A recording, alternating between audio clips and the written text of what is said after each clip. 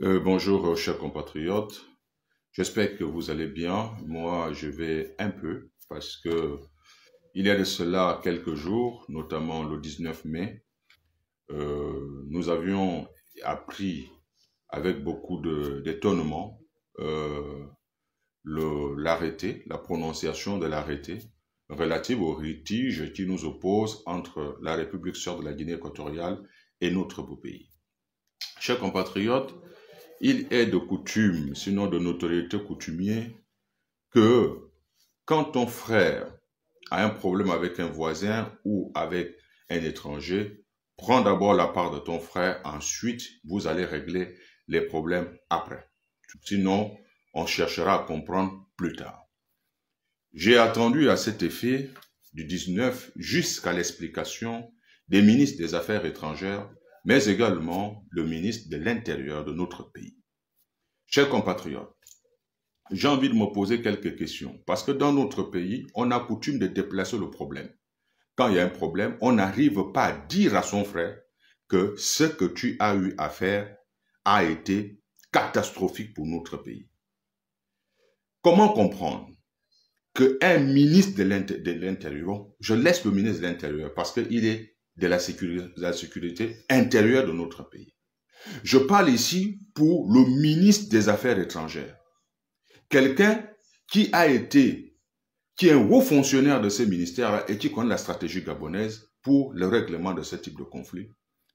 Comment expliquer que ce dernier, avec son cabinet, avec ses experts, ont motivé le président de la République à aller jusqu'au procès?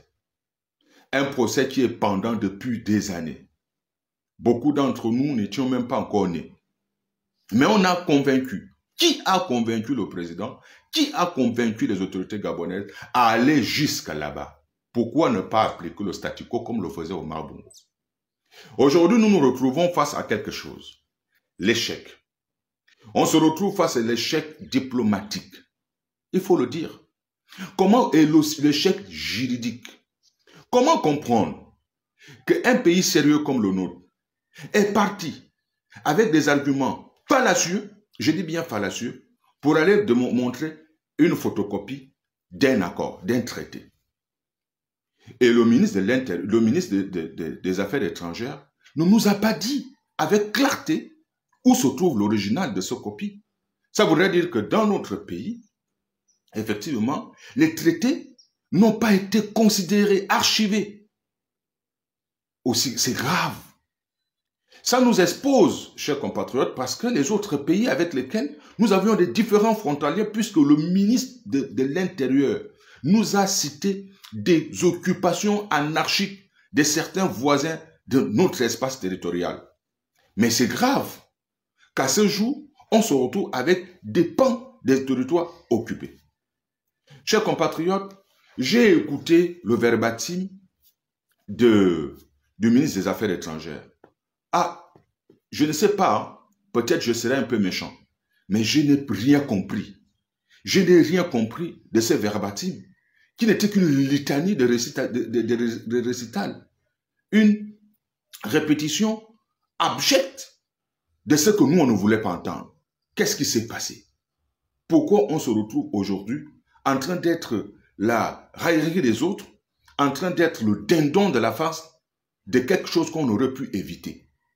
Pourquoi faire accepter ou bien comprendre aux Gabonais aujourd'hui qu'à peine installé, président de la République, le président en train d'essuyer des revers diplomatiques? Est-ce qu'on avait besoin de ça? Et pourquoi c'est après le verdict qu'on nous parle de négociations? La charrue avant les bœufs. On aurait pu d'abord mettre la priorité sur la négociation. Vous dites, on va négocier, on va négocier. La Guinée équatoriale va négocier pour vous céder quoi? Et contre toute attente, alors que ce qui motive la notification des experts de justice, c'est effectivement l'objet. Comment comprendre que l'objet de la plainte de la Guinée équatoriale du Gabon a été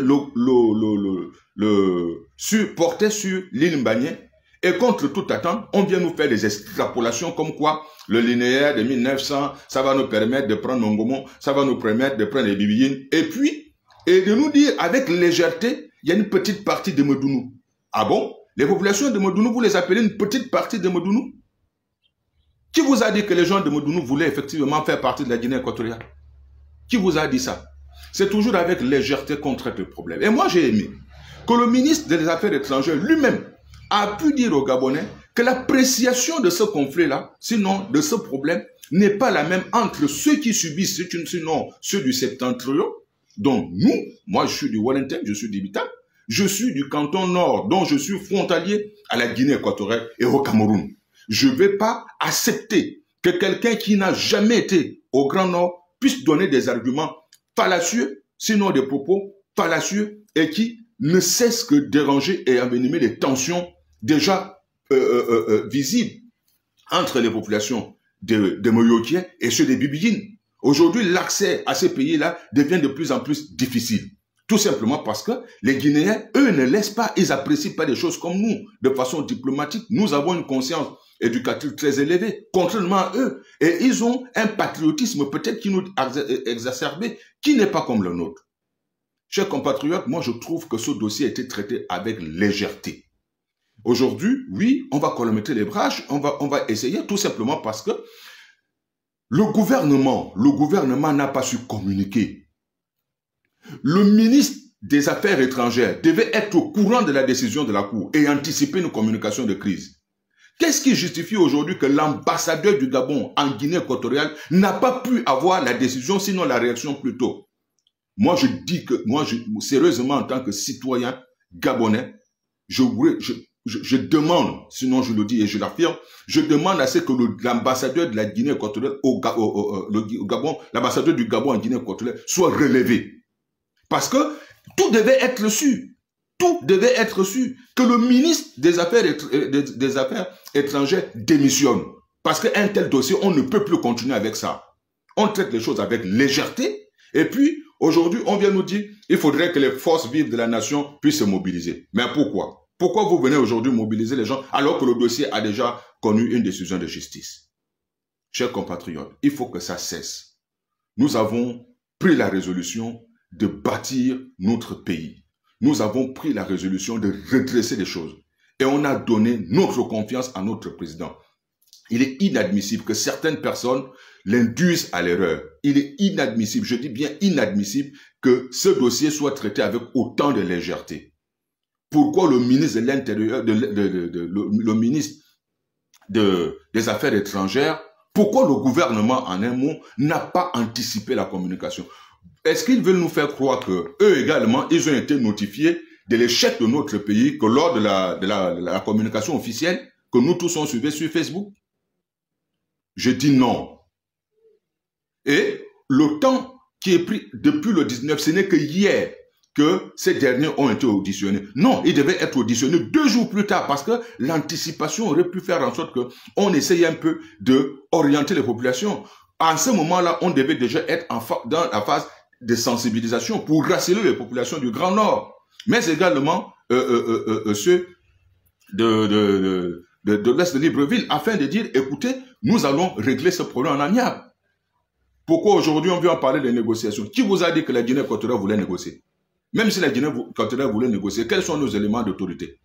Pour nous faire croire que c'est parce que, comme c'est 1900, on va faire un rallongement et puis on va prendre Mongomo. Vous pensez que c'est comme ça que ça se passe? Les populations de Médin peuvent vous dire la souffrance qu'elles ont aujourd'hui afin de traverser. Ils ne peuvent même plus traverser pour aller en Guinée équatoriale en paix sans être stigmatisés.